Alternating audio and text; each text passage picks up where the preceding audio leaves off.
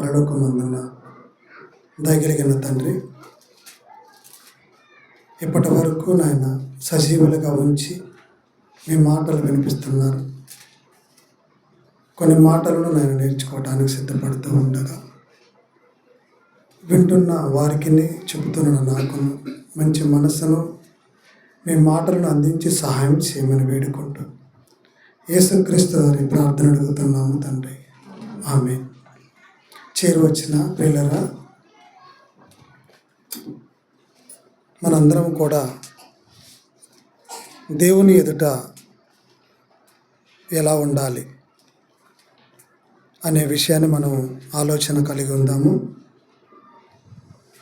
లేదా మన మట్టుకు మనం ఎలా ఉండాలి? ఈరోజు భూమి మీద మనుషులకు లేనిది ఒకటి ఏంటంటే భయం. చదవబడిన లేఖన భాగంలో ఎంత మంచి మాట దేవుడు రాయించాడు అనంటే, మీలో యెహోవాకు భయపడి అన్నాడు. మీలో, మనలో యెహోవాకు భయపడేవారు ఎవరు ఉన్నారా? ఇది వ్యక్తిగతంగా ఎవరికి వారంగా మనం ఆలోచించుకునే మాట. మీలో ఎవరు యెహోవాకు భయపడుతున్నారో ఒకసారి చూడండి. ఉందా భయం? అంటే ఎవరి భయం? ఎప్పుడు భయం? మీరు ఆలోచించండి. యెహోవాకు భయపడాలట అంటే మనం ఎక్కడున్నా దేవునికి భయపడటం మనం నేర్చుకుంటున్నామా? ఆ దేవుని మాటే భయం కలిగించే మాట. ఆ రోజు యెషయా గారు ఒక ప్రవక్తగా ఉన్నాడు. దేవుని పక్షాన దేవుని మాటలను అందిస్తున్నాడు. ఆయన మాట కూడా వినే పరిస్థితి లేదు. అంటే ప్రజలు ఎలా మారుతున్నారంటే, ఎవరు చెప్పితే వినడానికే పడుతున్నారు తప్ప, వినటానికే ఇష్టపడుతున్నారే తప్ప, విన్న మాటలలో కాస్తైనా ఏదో నేర్చుకుందామన్నది ఎవరికి లేదండి. ఉందా చెప్పండి? యెహోవాకు భయపడటం అంటే, ఆ మాట చెప్తున్నాడంటే ఇంకా దేవుడికే భయపడకపోతుంటే సామాన్యమైన సేవకునికి భయపడే వాళ్ళు ఉంటారా? లేరు. కనుక ఇది చాలా ప్రమాదకరం. దేవుణ్ణి ఆశ్రయించాలని అనుకునే ప్రతి ఒక్కరూ, వెలుగులో నడుచుకోవాలి అనుకునే ప్రతి ఒక్కరు కూడా దేవుని మాట వినండి, దేవుని మాటను నమ్మండి, దేవునికి ముందు భయపడండి. భయపడుతున్నారా? అందుకే మన మట్టుకు మనం అసలు ఎలా ఉంటున్నామో, మన మట్టుకు మనం ఎలా ఉండాలి, ఏది మనకు ప్రయోజనం, ఏ భయం అయితే మనలో ఉంటుందో అది మనల్ని ఎంతవరకు చేర్చగలదు అనే ఈ కోణాలు ఈరోజు మనం ఆలోచించుకోవాలి భయం గురించే. ఎందుకంటే ఎవరికి సమాజంలో అందరికి భయం లేకుండా పోతుందన్నారు. వాస్తవానికి దేవుని పిల్లలైన వారికి ఎంత భయం ఉంది ఆలోచించండి. భయం లేదనండి. కనుక ఈ భయం లేకపోతే ఎలాంటి ప్రమాదాల్లోకి వస్తాయో మనకు తెలియాలి. కనుక మన మట్టుకు మనం దేవుని ఎదుట ఎలా ఉండాలో కొన్ని మాటలు మనం చూద్దాం. ఎందుకనంటే ఆ భయభక్తులు కలిగిన వారు చెప్పిన మాట అయినా మనం వినాలిగా. మరి దేవుని యందు భయభక్తులు మనకు లేవు. ఆ దేవుని యందు భయభక్తులు కలిగిన వాళ్ళు ఎవరున్నారు అంటే వాళ్ళు భక్తులు. కనీసం వాళ్ళ మాట అయినా దేవుడు రాయించి పెట్టినప్పుడు వాళ్ళ మాట అయినా మనం వినాలి కదా. ప్రసంగి గ్రంథం ఒకసారి చూద్దాం. 5వ అధ్యాయము, ప్రసంగి గ్రంథము 5వ అధ్యాయము 7వ వచనం. అధికమైన స్వప్నములను మాటలను నిష్ప్రయోజనములు నీ మట్టుకు నీవు నీ మట్టుకు నీవు దేవుని యందు భయభక్తులు కలిగి ఉండాలి. నీ మట్టుకు నీవు అన్నాడు అంటే ఎంత మట్టు మాట చెప్తున్నాడు చూడండి దేవుడు. నీ మట్టుకు నీవు. చాలామంది ఏం చేస్తున్నారంటే వాళ్ళు అలా ఉన్నారు, వీళ్ళు ఎలా ఉన్నారు, ఒకరు చూసుకుంటున్నారు. అసలు మనం క్రైస్తవులు ఏం ఆలోచించాలంటే, దేవుడు నన్ను ఎలా చూస్తున్నాడు, నేను దేవుడికి ఎలా కనబడుతున్నాను, అదే కదా నీ మట్టుకు అంటే. అసలు నీలో ఏముంది? నన్ను దేవుడు చూస్తున్నాడు అన్న భయం ఉందా? అది మనం ఏ పని చేసినా దానికి ముందు ఏమన్నాడు తెలుసా? కొన్ని మాటలు చెప్పాడు. ఏమని? అధికమైన స్వప్నములను మాటలను నిష్ప్రయోజనం. మనకి కళలు ఉంటాయి. స్వప్నము అంటే కళ. మనందరికి ఒక కళ ఉంటుంది కదా. ఏంది? రాత్రిపూట కలిగే కళలు కొన్ని ఉంటాయి, జీవితంలో కలిగే కళలు కూడా కొన్ని ఉంటాయి. అలాంటి అధికమైన స్వప్నాలు వేస్ట్ అట. నేనన్నమాట కదా, దేవుడే అంటున్నాడు. అధికమైన మీరు ఏ కళలైతే కనాలి అని అనుకుంటున్నారో అవి మీకు భవిష్యత్తులో ఉపయోగపడవు, నిష్ప్రయోజనము. అధికమైన కళలు, అధికమైన మాటలు. కొంతమంది చూడండి మాటలు ఏమంటే మాటలు అంటే ఆడటానికి ఎవరు తగ్గరనండి. అది ఏ మాట అయినా కావచ్చు. మరి మనకు ఉందని చూపించుకోవటమో తెలియదు, మనకింత జ్ఞానం ఉందని అనుకోవటమో తెలియదు. కానీ ప్రతి మనిషి సైకాలజీ మాత్రం దేవుడు చెప్తున్నాడండి. అధికమైన మాటలంట. అసలు ఇక వాళ్ళ మాటలకు మన భాషలో ఎట్లా ఉంటుంది? ఒక ఫుల్ స్టాప్ అంటూ ఉండదు. గనగన గనగన వచ్చేసింది మాట్లాడుతూనే ఉంటారు. ఎక్కువగా దేని గురించి మాట్లాడుతున్నాం? ఎక్కువగా దేని గురించి కలలుగంటున్నాం? దేవుడు నీకు ఇచ్చిన ఈ జన్మలో, దేవుడు నీకు ఇచ్చిన ఈ ఆయుష్కాలంలో ఒక కళ అనేది పెట్టుకున్నావా?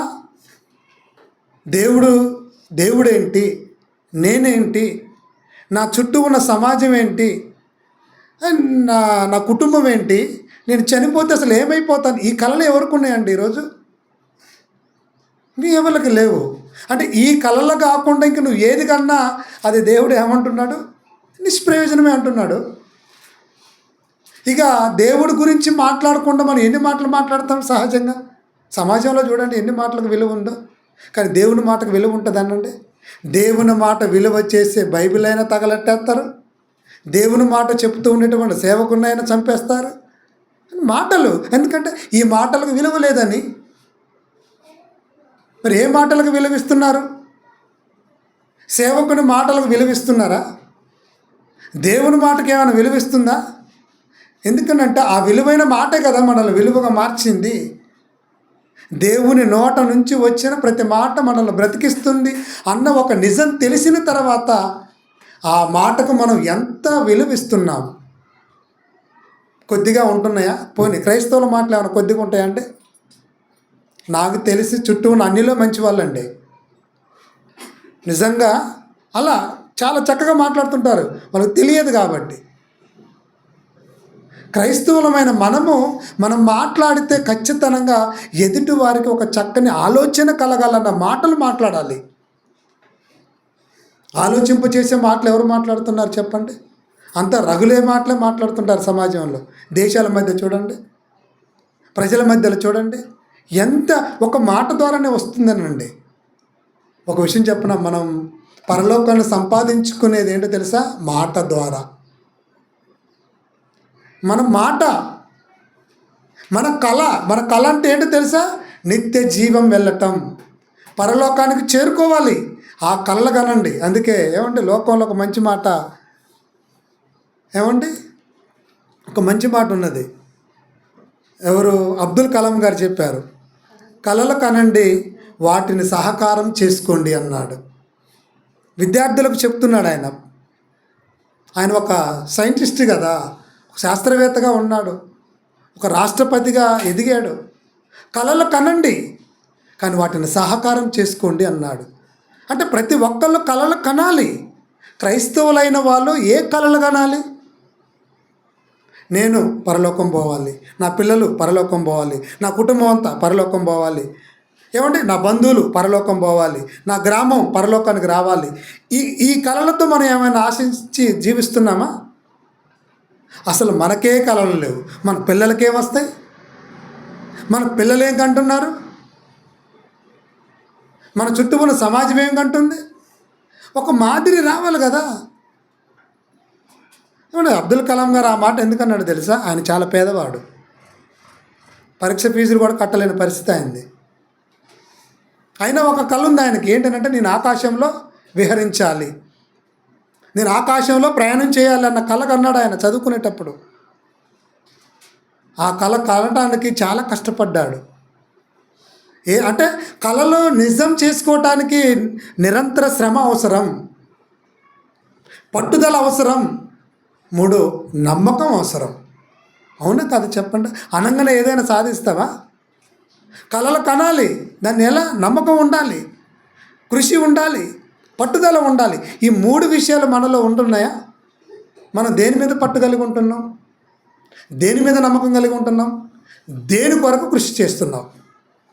ఈ 3 ఆలోచించండి. నీ కళలు సహకారం కావాలంటే ఈ 3 అవసరం అండి. ఈ 3 కలిగి ఉన్నామా? కష్టం. ఎవరికి కృషి చేస్తున్నాం? దేని కొరకు కృషి చేస్తున్నాం? ఏ నమ్మకంతో చేస్తున్నాం? దేని మీద పట్టుంది? ఏమండి, పరలోకానికి నడిపించేనా ఇవన్నీ? పరలోకానికి నడిపించే కళల మీద ఆశ పెట్టుకొని ఉండండి. అది ఈరోజు లేదు. అంటే నీ మట్టుకు నువ్వు ఎలా ఉండాలో తెలుసా?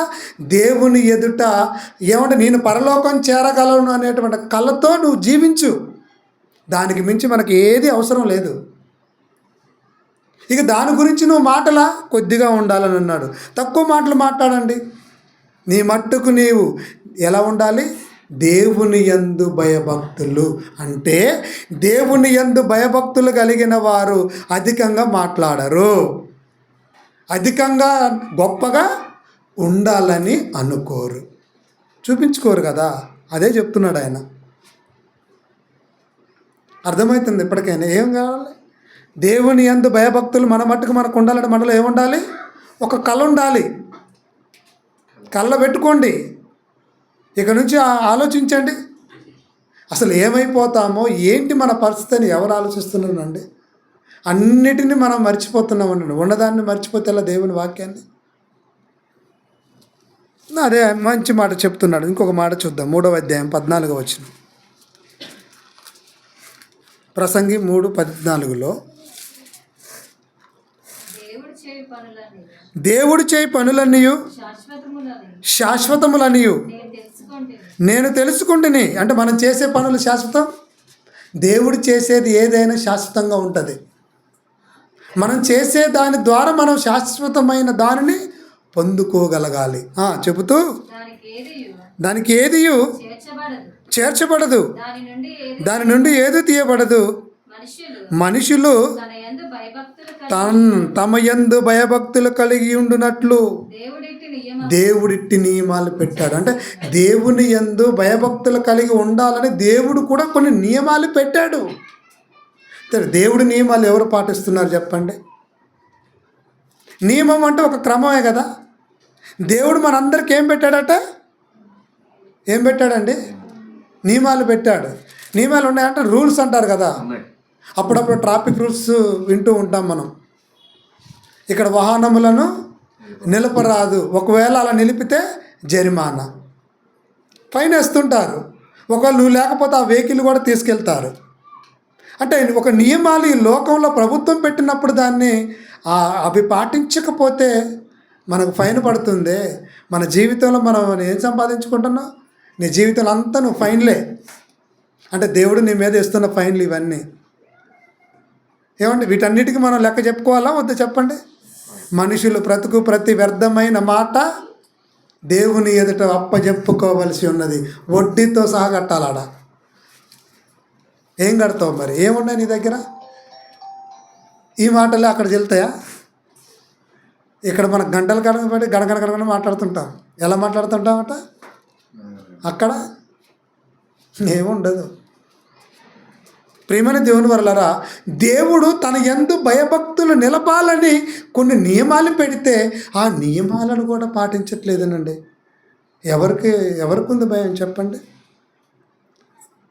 నియమం మనం పెట్టుకున్నామా? 9 అన్నాం, 9:30 అయింది, 10 అయింది, 10:30 అయిందండి ఈరోజు. ఆలోచించండి మీరు. ఇదే మాట నేను చెప్పాను అనుకోండి, మళ్ళీ మీ మనసులో గాయం. నేను గాయం చేయడానికి చెప్పట్లేదు, మన నియమాలు చెప్తున్నాను. ఓ ట్రైన్ 10 అంటే మనం ఎన్నింటికి ఉంటామండి? మనం చేసే జర్నీ 10 గంటలకు ట్రైన్ అంటే మనం ఎన్ని గంటలకు ఉంటాం స్టేషన్లో? 9. అంటే గంట ముందే ఉన్నావు. అదే ఆరాధన అయితే గంట తర్వాత పోదాం. నియమాన్ని మనం అతిక్రమించామా లేదా చెప్పండి? మనం ఒక నియమం పెట్టుకున్నాం కదా, మీకు అందరికీ చెప్పాను 9, 9:30 అని. 9 అండి, 9:30 అన్నారు. అంటే నేను ఎందుకు చెప్తున్నానంటే, మనము ఎక్కడ పాటిస్తున్నాము. మనం ఇది చిన్నది అనుకుంటున్నావా? అతి పెద్ద పొరపాటు ఇదే. దేవుని ఎదుట మనం చేసే ప్రతి చిన్నది కూడా అది పెద్దదేనండి. అంటే ఇంత చిన్న విషయంలోనే మనం లేనప్పుడు పెద్ద విషయాలను మనం ఎలా ఉండామని నమ్మకం కలిగి ఉంటాం చెప్పండి.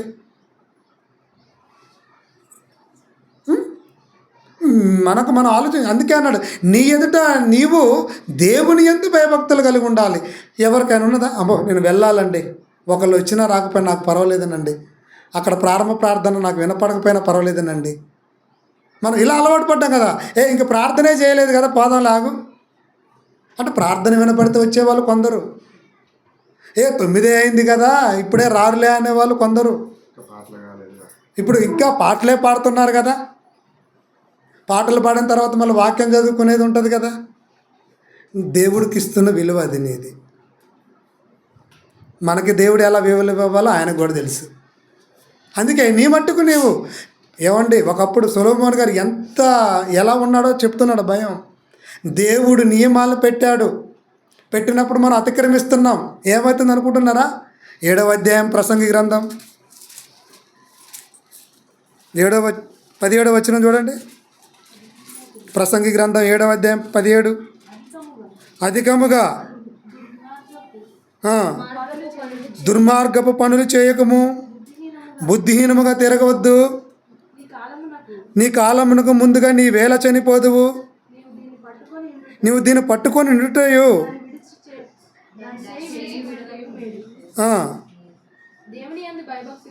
దేవుని యందు భయభక్తులు గలవాడు వాటన్నిటిని కొనసాగించి, అంటే దేవుని యందు భయభక్తులు కలిగిన వాడు కొనసాగించే పనులు చెప్తున్నాడు పైన.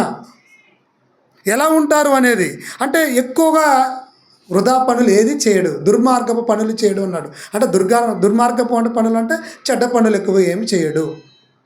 ఇప్పుడు దేవుని పైన ముందు పెట్టుకొని మన పనులు చేస్తున్నాం అంటే అది ఏ పనుల కిందకు వస్తాయి? వాక్య సంబంధమైన పనులు పక్కన పెట్టి మన పనిలో ముందు పెడతాం కదా, అది మంచి పైన.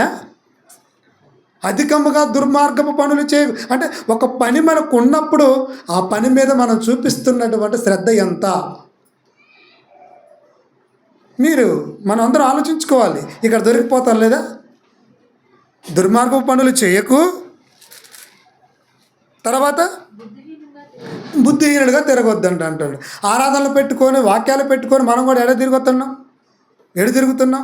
తిరగొద్దనడా? మనం తిరగందుకు కాలు మరో ఆగదా? ఎలా? అందుకే దేవుడు ఏం చేస్తున్నాడు? కట్టడి పెడుతున్నాడు. ఏమంటే మన కాళ్ళకి కట్టడి పెడుతున్నాడు కదండి. లేకపోతే కాళ్ళు ఎక్కడ ఉంటాయి? కాళ్ళు ఆగదు, నోరు ఆగదు, మన పనులాగవు. ఎప్పుడు చూడు పనే. అసలు ఆ పని వల్ల ఏమవుతుందో నాకు అర్థం కాదనండి. ఆదివారం చూడండి, పోనీ 10 మందికి ఏమైనా వండి పెట్టాలా? వండుకునేది ఇద్దరే, ఒక్కోసారి ఒకళ్ళే, అయినా కూడా ఎంత పని ఉంటుంది తెలుసా? 10 మందికి చేసినంత పని ఉంటుంది ఇంట్లో. అదేంటో మరి. ప్రతి సంవత్సరం దేవుడు మనకి ఇస్తున్న ఈ టైంలో ఆదివారం అన్నది గుర్తు రాగానే ఎక్కడ పనులు అక్కడ పక్కన పెట్టిన వాళ్ళు ఎవరు ఉన్నారు?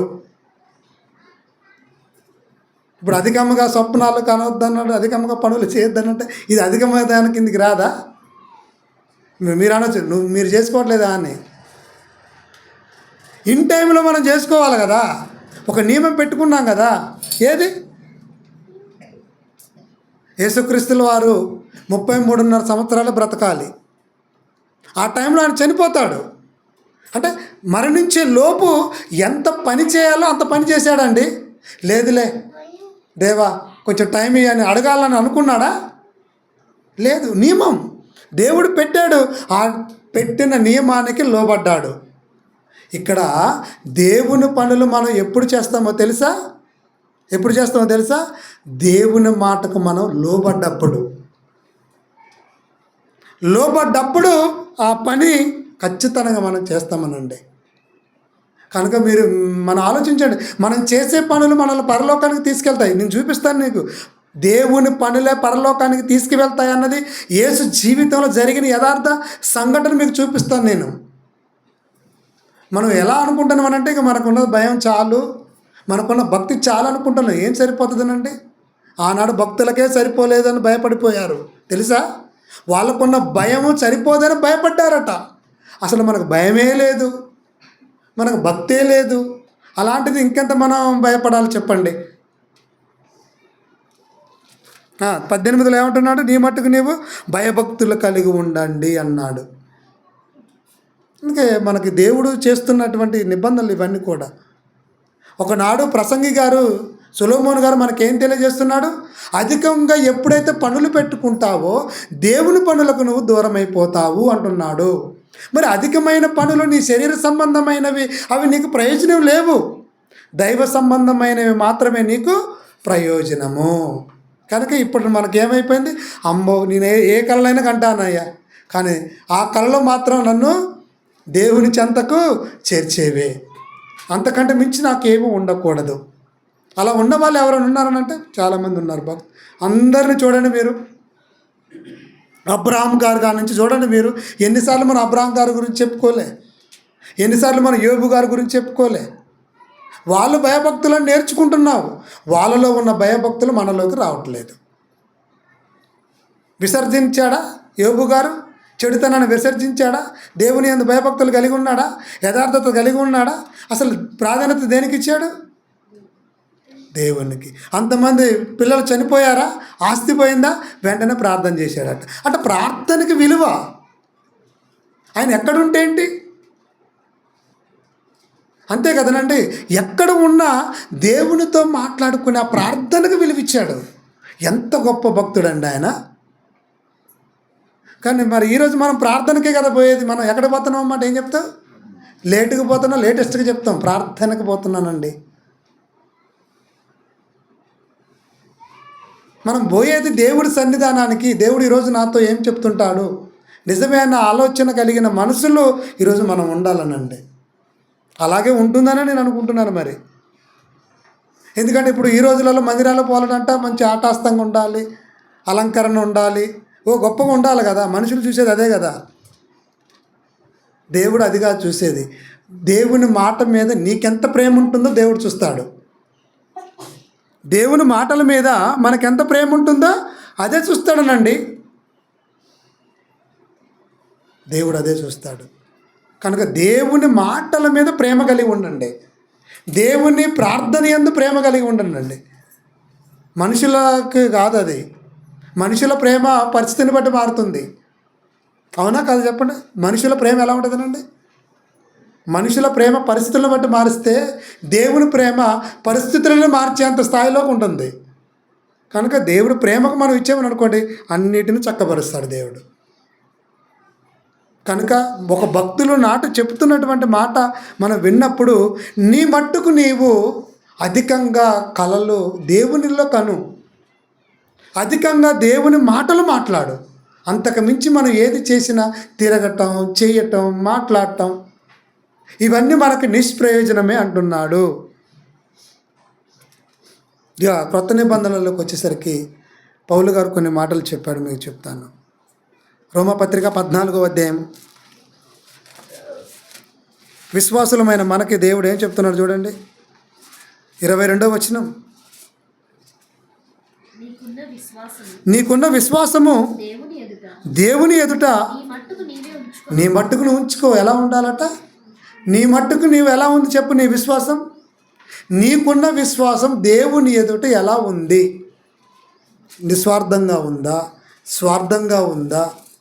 దేవుడి యొక్క దేవుని యందు విశ్వాసం కలిగటం నీ అవసరాల కోసం ఏమైనా ఉందా? ఇవన్నీ మనం పరీక్షించుకోవాలి. నీకున్న విశ్వాసము దేవుని ఎదుట నీ మట్టుకు నీవు ఉంచుకొనుము. తాను సమ్మతించిన విషయములో తనకు తానే తీర్పు తీర్చుకొని వాడు ధన్యుడు. తండ్రి నీ ఎదుట నా విశ్వాసం ఉంది కదా, ఇగో ఇందులో నాయన కొన్ని లోపాలు ఉన్నాయి తండ్రి, నేను సరి చేసుకుంటాను అని మనం తీర్మానం చేసుకుంటున్నామా? మనం అలా చేయం, పక్కోడికి చేస్తాం. సహజంగా మనుషులు ఎలా ఉంటారు? మనుషులు పక్క వాళ్ళ దాని మీద తీర్మానం కలిగి ఉంటారు. అదొద్దు. దేవుడు కోరుకునేది ఏంటి తెలుసా? అసలు నా ఎదుట అనగా నా ఎదుట నువ్వు ఎలా ఉంటున్నావో నీది నువ్వే చూసుకో. ఏమంటే ఈరోజు మనం దేవుని ఎదుట ఎలా ఉన్నాం చెప్పండి? దేవుడు ఎందు విశ్వాసం కలిగి ఉన్నామా? ఏంటి ఆ విశ్వాసం? మనకున్న విశ్వాసం ఏంటి? పరలోకం. ఆ పరలోకం వెళ్ళాలి అన్న విశ్వాసాన్ని మాటలతో చెప్దామా, చేతలతో చేద్దామా? అదే కదా. మాటలు ఉన్నాయి, ఓకే, మంచిది. కానీ మాటలు నెరవేర్చుకోవాలంటే కలలు కానండి సహకారం చేసుకోండి అంటే ఊరికనే కావు కదా. శ్రమ పడాలన్నాడు కదా, కష్టపడాలన్నాడు కదా. తర్వాత ఏం కాల? పట్టుదల కలిగి ఉండాలి అన్నాడు. ఎవరికి పట్టుదల ఉంది? దేని మీద పట్టుదల ఉంది? వాక్యం మీద ఏమైనా పట్టుదల ఉందా? గత వారం ఏమిన్నాం? గత వారం వాక్యం ఏమిన్నాం? ఏమో. గత గృహ కూడికలో వాక్యం ఏమిన్నాం? మనం ఆలోచించండి. మీ ఎంతమందికి గుర్తొచ్చినా మీ మదిలో? నేను చెప్పకపోయినా పర్వాలేదండి, నాకైతే గుర్తున్నాయి అన్న వాళ్ళు చెప్పండి. ఇప్పుడు చెప్పకపోయినా గుర్తున్నాయి అన్న వాళ్ళు ఉన్నారా? అది కూడా లేదు. అంటే ఏమొచ్చి విన్నావా లేదా? పోకపోతే ఏమనుకుంటారో ఏమో. అంతేగా. మన ఎదుట దేవుని ఎదుట ఎలా ఉన్నారు? నా ఎదుట కాదండి. నేను మిమ్మల్ని అడుగుతున్నాను కదా, మీరు నాకు అప్పచెప్పాల్సిన పని లేదు. దేవుడికి అప్పచెప్పుకోండి. అంటే నేను ఎందుకు చెప్తున్నానంటే ఒక పట్టుదల అనేది మనకు లేదు.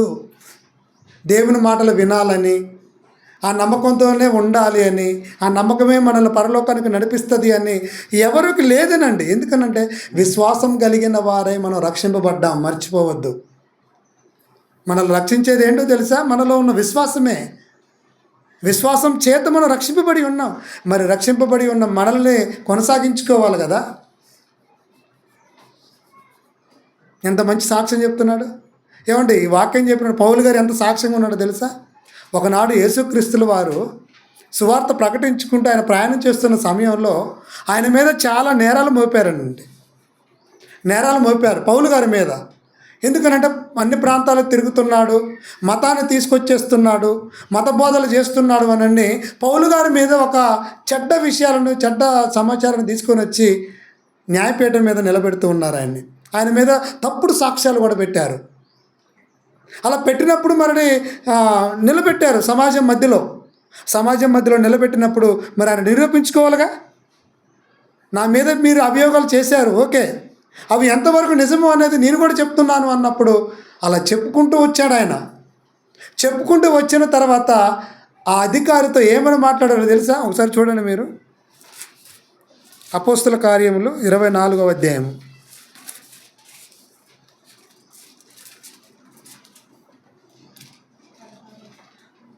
24:16 వచనం చూద్దాం.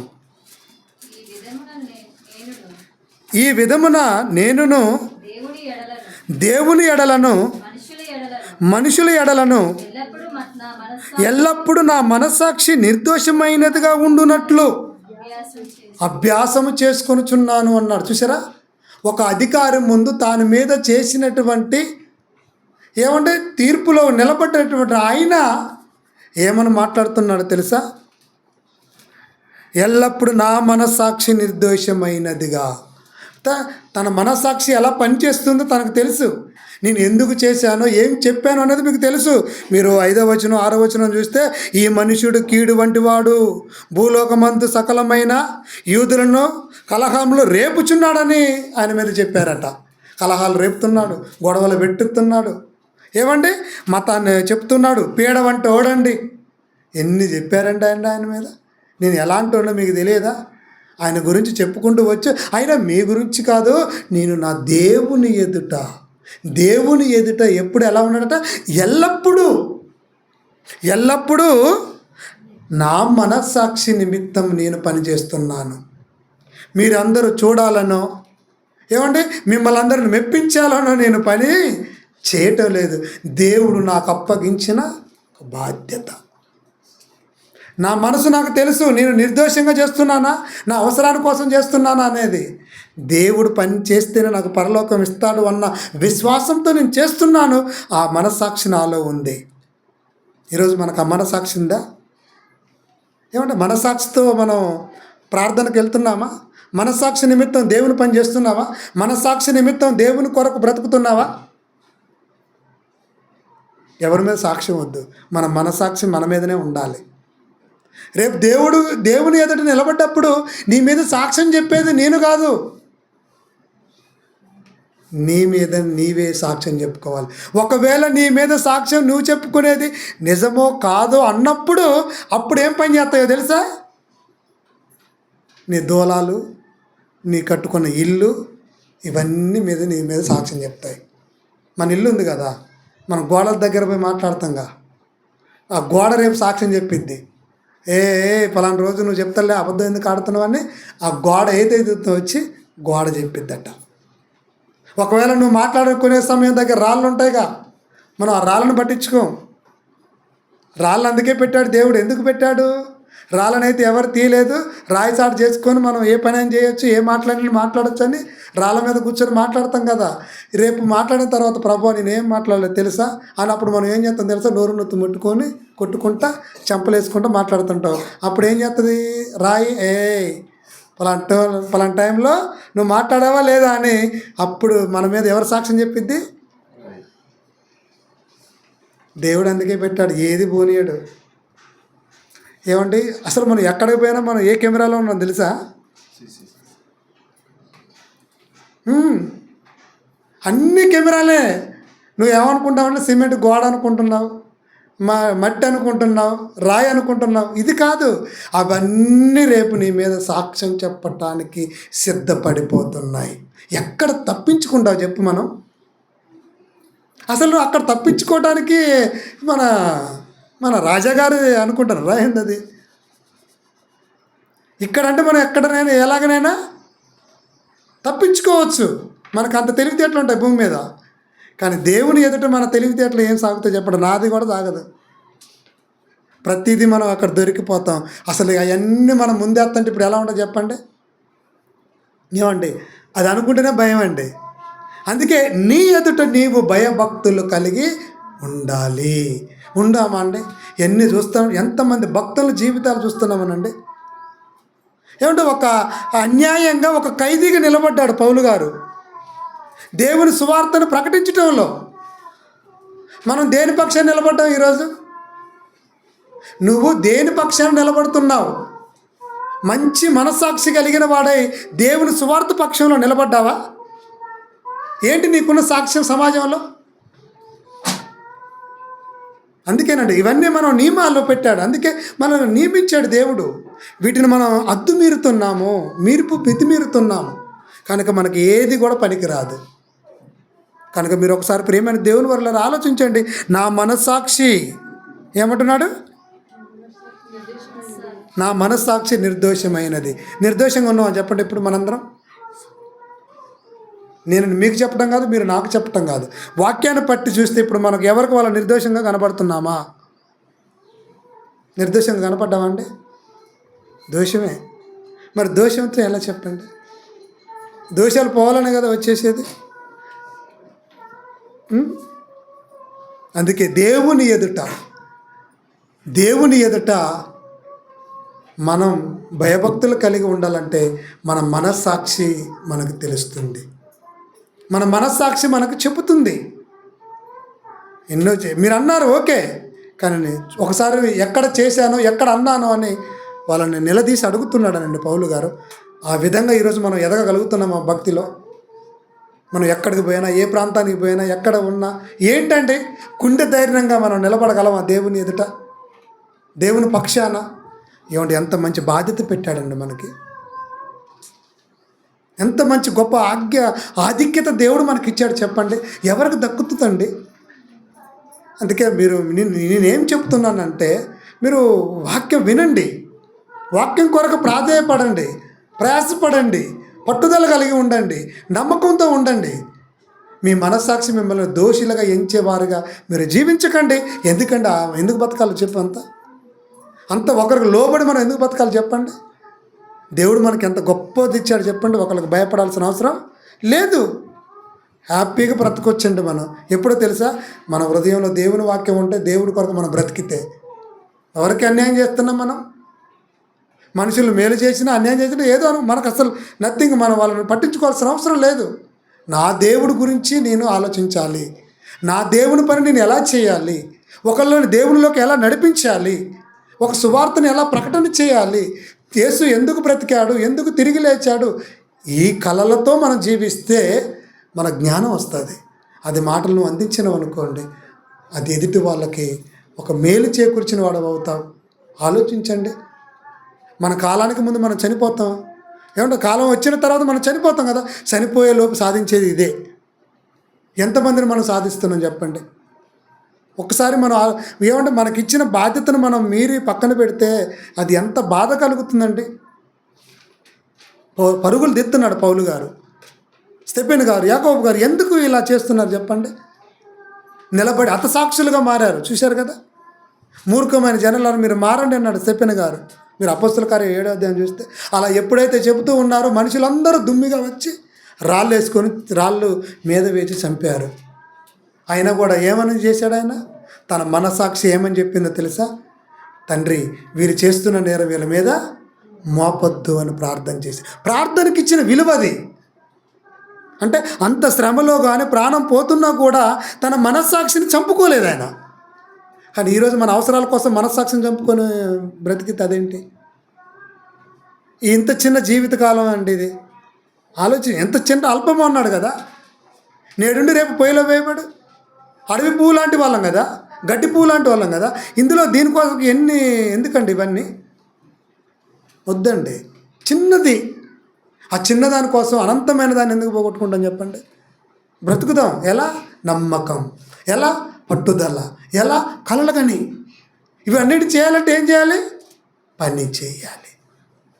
ఎలాగో తెలుసా? యేసుక్రీస్తుల వారు చనిపోయారు. శుక్రవారం రోజు సిలువ వేశారు, చంపారు. శనివారం సమాధిలో ఉన్నాడు. ఆదివారం ఉదయం లేచాడు. చెప్పాడు, లేచాడు. అప్పుడు మగ్దలేని మరియ వీళ్ళందరూ కూడా సుగంధ తైలంతో సమాధి వద్దకు పోవాలని వెళ్ళిపోతున్నారా? పోవట్లేదా? పోతున్నారు. కానీ లేచాడు. వీళ్ళు పోయే లోపే సమాధులు తెరవబడి ఉన్నాయి. చూశారు. వాళ్ళతో పాటు తిరుగుతున్నాడు. అయినా వీళ్ళు గుర్తుపట్టలేదు యేసుక్రీస్తుల వారిని. వీళ్ళు గుర్తుపట్టలేదు. వాళ్ళతో ఉంటున్నా అలా గుర్తుపట్టకుండా ఉండేసరికి ఏమండి, ఆయన చూసిన వాళ్ళు చాలామంది భూతం అనుకున్నారు, రకరకాలుగా ఆలోచించుకున్నారు. అంటే మొత్తానికి నమ్మలేదు యేసుక్రీస్తుల వారు ఇక్కడ లేడు అని. కానీ విషయం ఏంటంటే, ఎమ్మాయి అనేటువంటి ఊరికి అలా పోతుంటున్నప్పుడు చాలామంది ఆ ఊరిలో ఉన్న వాళ్ళు ఆయన గురించి మాట్లాడుకుంటున్నారు. ఏమండి, ఎంత మంచోడోనండి, పాపం నీతిమంతుడనండి, ఆయన ఎంత చెప్పినా వినలేదనండి, చివరికి సిలువేసి చంపారనండి అని ఆయన గురించి వాళ్ళు చెప్పుకుంటున్నారు. వాళ్ళు చెప్పుతుంటున్న మాటలు కూడా పక్కన నేను అంటున్నాడు. కానీ ఆయన వీళ్ళు ఇంకా నమ్మట్లేదు. అలాంటి నమ్మకం లేనప్పుడు అంటే ఆ ప్రజలు యేసుక్రీస్తుల వారి గురించి ఎంత మంచి సాక్ష్యం చెప్తున్నారు. ఇప్పుడు మీరు చూడండి 24వ అధ్యాయం లూకా సువార్త.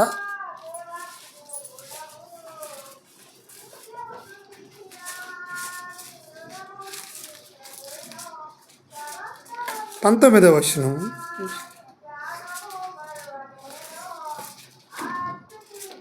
లూకా సువార్త 24వ అధ్యాయం 19వ వచనంలో ఆయన అవి ఏమని వారిని అడిగినప్పుడు వారు నజరేయుడైన యేసు గూర్చిన సంగతులే ఆయన దేవుని ఎదుటను ప్రజలందరి ఎదుటను క్రియలోను వాక్యములోను శక్తిగల ప్రవక్త అయి ఉండనని చెప్పుకుంటున్నారట. చూసారు, ఆయనతో చెప్తున్నారు ఈ మాట. కానీ ఆయనే అన్న సంగతి వీళ్ళకి, కానీ ఆయన గురించి ఎలాంటి సాక్ష్యం చెప్తున్నారో చూడండి మనుషులు.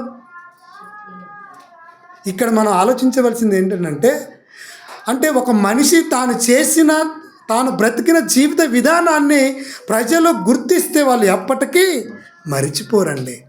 అంటే యేసు తన జీవితంలో సాధించిన ఘనత కాదా? ఏం కలలు కన్నాడు? నీ వద్ద నాకు ఏ మహిమ ఉన్నదో అదే మహిమను మరల నేను పొందుకోవాలని అనుకుంటున్నాడు. ఒకప్పుడు యేసుక్రీస్తుల వారు పరలోకంలో ఉన్నాడు కదా, పుట్టాడు కదా, తండ్రి దగ్గర ఎంత ప్రేమ, అనురాగాలు, ఆప్యాయతలు పొందాడో అవన్నీ విడిచిపెట్టి ఒకరోజు నీ కొరకు వచ్చాడు. నీ కొరకు వచ్చాడే. ఆ వచ్చిన జన్మలో ఎప్పుడైతే కడుపులో పడ్డాడో అప్పటి నుంచి ఆయనకు ప్రారంభమైన వేదనలు కాదంటారా చెప్పండి? అలా పుట్టి పెరిగి పెద్దవాడైపోయి నీ కొరకు బ్రతికి నేను నీతిమంతులుగా తీర్చాలని, భక్తులుగా మార్చాలని, సిలువ ఎక్కి చనిపోయి తిరిగి లేచి వెళ్ళిపోతున్న ఆయనను ఈరోజు మనం ఎలా స్వీకరిస్తున్నాం? ఎంత గొప్పగా బ్రతికాడనండి. ఈ కళ్ళ ముందు నీకు కనబడట్లేదా? కానీ ఆ ప్రజలకు ఆ రోజు కళ్ళ ముందు కనబడ్డాయి. వాళ్ళు అదే చెప్తున్నారు. ఎలాంటిగా బ్రతికాడనంటే ఏం చెప్పారనండి? దేవుని ఎదుట, ప్రజలందరి ఎదుట, క్రియలోను, వాక్యములోను శక్తి కలిగిన వాడే ఉన్నాడు. ఈరోజు మనం అన్నిటిలో శక్తి కలిగి ఉన్నామా? ఏ చిన్నది వచ్చినా కూడా బాధపడే వాళ్ళు కొందరు, ఫీల్ అయ్యే వాళ్ళు కొందరు, అసలు సంఘానికి రాకుండా పోయేటోళ్ళు కొందరు. సంఘం అంటే దేవునిది, క్రీస్తుది, రాకుండా వెళ్ళిపోతున్నారు. కారణం ఏంటి? శక్తి లేదు. శక్తి లేదంటే కారణం ఏంటి? దేవుని ఎదుట వాళ్ళు సరి అయిన జీవితాన్ని గడపట్లేదు. దేవుని ఎదుటను, ప్రజలందరి ఎదుట, ప్రజల ఎదుట ఎలాంటి సాక్ష్యం పొందాడు? మీలో ఎవరైనా నా మీద పాపం ఉంటుందని చూపిస్తారా? ఎనిబడి? ఏంటండి ఆ ఛాలెంజ్? ఆలోచించండి. దేవుని ఎదుటను, ప్రజల ఎదుటను. దేవుని ఎదుట ఎలా ఉన్నాడు? నీతిమంతుడుగాను, నిర్దోషిగాను, ఏ పాపము లేని పవిత్రుడిగా ఉన్నాడు. ప్రజలందరూ ఎదుట ఎలా ఉన్నాడు? ఏ పాపము కూడా లేనటువంటి వాడిగా పేరు తెచ్చుకున్నవాడు. పోనీ ఈ రెండే ఉన్నాయా? ఏం చేశాడు? వాక్యము అన్నాడు. అప్పుడు ఏమండి తన శిష్యులతో ఏమంటాడో తెలుసా? ఇతర గ్రామ సమీపంలో వాక్యము ప్రకటించుదాము రండి అని పిలుస్తాడండి. వాక్యం ఎంత విలువో, వాక్యానికి ఎంత శక్తి ఉందో, ఆ వాక్యం ప్రతి ఒక్కరి దగ్గరకు వెళ్ళాలి అని వాక్యం కొరకు పనిచేశాడు. ప్రజలందరి ఎదుట మంచి సాక్ష్యం ఉంది, దేవుని ఎదుట కూడా మంచి సాక్ష్యమే ఉంది. ఇక ఆయన పోయి తిరిగి లేచినా కూడా ఎక్కడ కూడా ఆయనలో లోపమే కనబడలేదు. ఇప్పుడు కళ్ళ ముందు నీకు ఎందుకు పెట్టాడు ఇవన్నీ సాదృశ్యాలుగా, దృష్టాంతాలుగా ఎందుకు పెట్టాడు? మనకు బుద్ధి కలగాలనే కదా. మనకేం కలుగుతుంది మరి?